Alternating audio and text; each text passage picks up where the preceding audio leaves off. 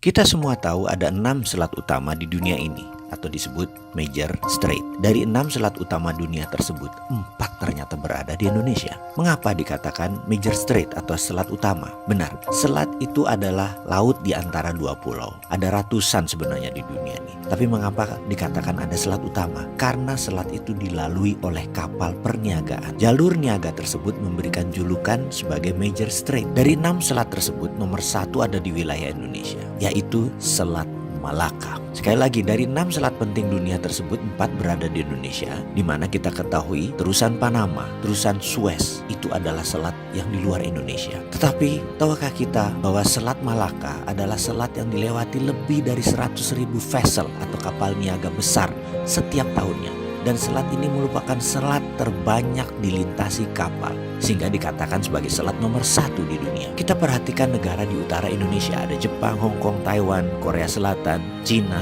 di mana semuanya adalah negara produsen besar di dunia.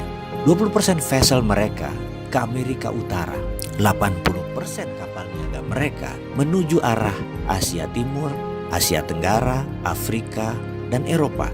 Dan semuanya melalui selat di Indonesia. Bahkan ada 18 juta barel per hari kebutuhan BBM negara utara Indonesia tersebut, di mana 80%-nya disediakan oleh Selat Hormuz, juga melalui Selat Malaka. Australia kalau mengirim barang ke negara utara Indonesia tersebut pasti melewati Selat Lombok dan Selat Makassar. Lalu Indonesia dapat apa sih sebenarnya? Jujur, Indonesia tidak dapat apa-apa dari laut yang dipakai tersebut, dari selat yang dipakai tersebut, tidak dapat apa-apa. Oke, itu masa lalu. Kalau ke depan bagaimana? Bagaimana kalau kita kendalikan selat itu sebagai aset bangsa? Peraturan internasional tidak ada yang mengatur negara archipelago seperti wilayah Indonesia, seperti wilayah negara-negara Pasifik Selatan. Kita peraturan internasional itu selalu mengacu pada aturan kontinental atau daratan.